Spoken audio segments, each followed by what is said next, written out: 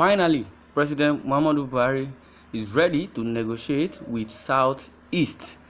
Well, Chris Ngige, the Minister of Labour and Employment, had disclosed that the President of Nigeria, Muhammadu Buhari, has endorsed use of dialogue to tackle the agitations in the southeastern part of Nigeria.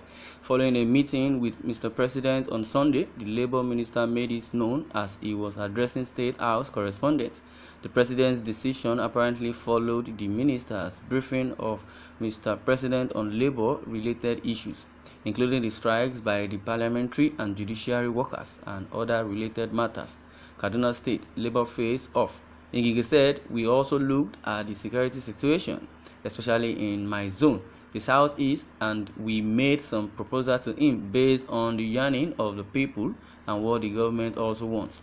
And we are following up with dialogue, which at the end of the day is what will happen. We have talked, we have to discuss again, and part of the discussion starts also tomorrow."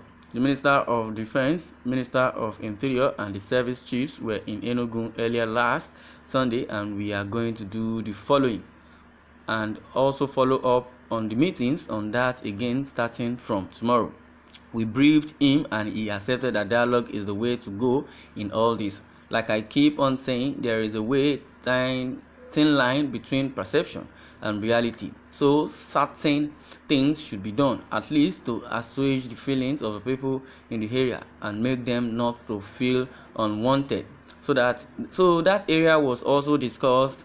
We are going to monitor the agreement. He is very interested in it, and if you remember, he had to do an executive order then in consonance with the constitution, so that we have independence, financial autonomy for the judiciary and the legislature in the state. So it is one of the few things, and he was happy that at least the strikes had been called off. We also looked at the Kaduna State Government Nigeria Labour Congress in Broglio. We have arrested the strikes, and also we have apprehended them and formed committees for the workers through the NLC and the Kaduna State government, so that they can do something and some social dialoguing and reconciliation through that route. The NLC just 5 days ago wrote to Mr. President complaining that the Kaduna State government wasn't keeping to their own side of the agreement signed, especially in the area of victimization of workers.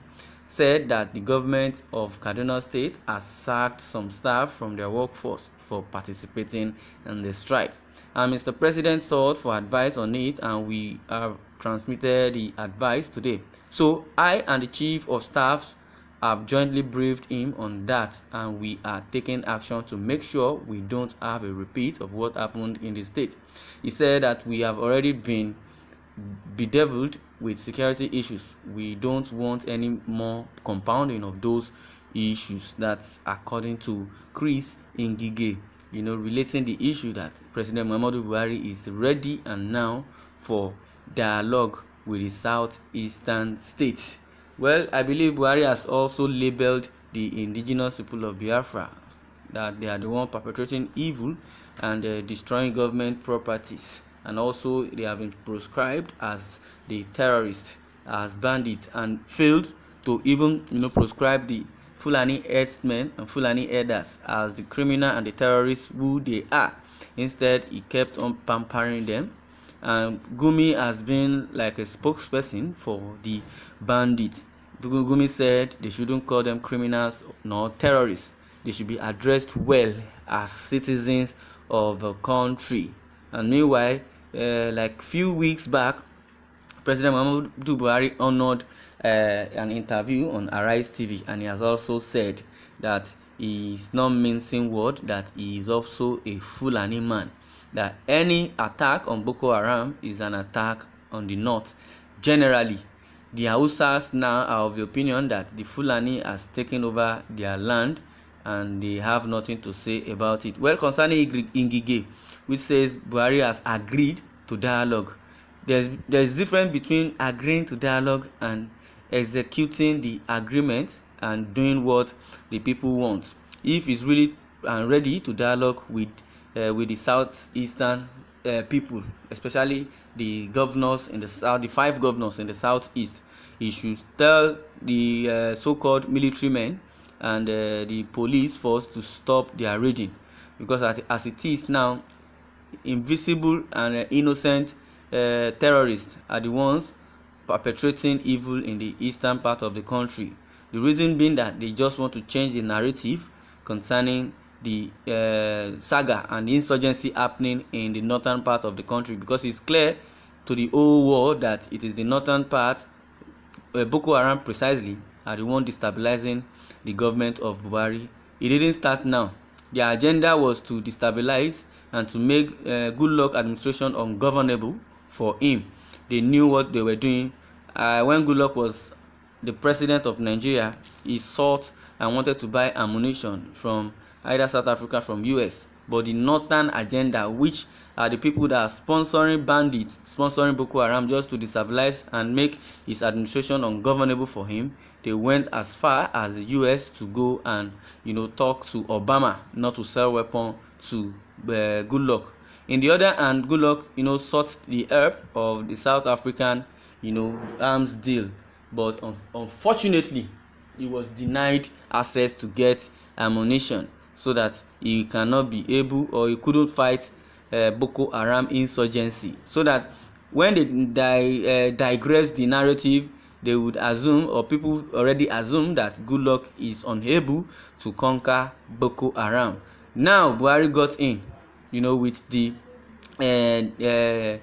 devastating situation of the country. Then everybody diverted to vote for Buhari. At the long run, Buhari said in 6 months Boko Haram will be eradicated and we will know nothing called Boko Haram. But now it has boomerang, let me use that word. Now the Boko Haram menace is uncontrollable. Now Boko Haram generated to bandits, generated to Fulani herdsmen, killing people with their belief that they are the owner of Nigeria, because Buhari has already given them hope that is going to make heaven on earth for them. But at the long run, when he got to the seat, he discovered that it is not as easy. It is easier said than done. Now the Fulani herdsmen are now terrorizing the country as a whole. So for Buhari to label them as a terrorist, he said no, since they are his people, the fight on Boko Haram is the fight on the north generally.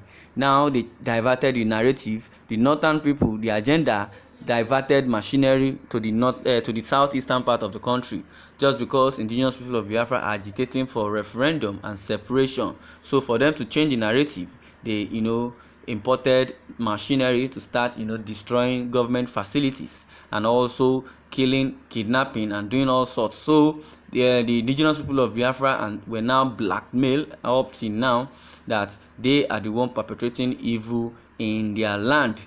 Now they deployed military men and also police officers, like Abba Kyari was also deployed down there, after which they get hold of innocent people and proscribe them as terrorists. They said they are the indigenous people of Biafra, when the whole world knows that it is the agenda of the northern Nigeria, just for them to gain power more. And Buhari has said he is going to continue in power, despite not being the president, because his tenure is going to end 2023. So he's going to be on power. Well, dialoguing with the eastern part of the country, I don't know where the dialogue is going to take place from, because Buhari also promised us change, but the change we are seeing is on the negative side. Well, I would like you to share your comments. Thanks for listening and God bless.